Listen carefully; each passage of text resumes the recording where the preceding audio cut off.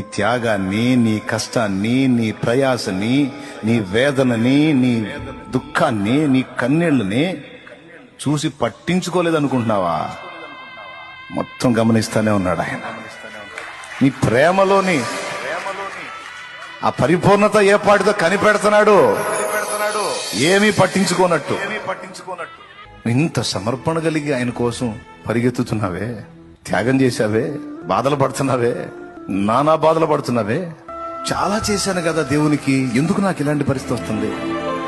ఇతరుల కంటే కూడా చాలా నమ్మకంగా కష్టపడుతున్నా కదా, నిజాయితీగా కష్టపడుతున్నాను కదా, నాకున్న సమస్తం కోల్పోవటానికి ఇష్టపడ్డా కదా, నానా బాధలు పడుతున్నాను కదా, పడరాని పాటలు పడుతున్నాను కదా, ఎందుకు నాకు ఇలాంటి పరిస్థితి? గమనిస్తున్నాడు ఏమాత్రం. ఇంకా అసలు నీ ప్రేమలోని పరిపూర్ణత ఎంతో కనిపెడుతున్నాడు సైలెంట్ గా. ఓదార్పు కోసం చెప్పట్లా, ఆత్మ నడిపింపులో మాట్లాడుతున్నా.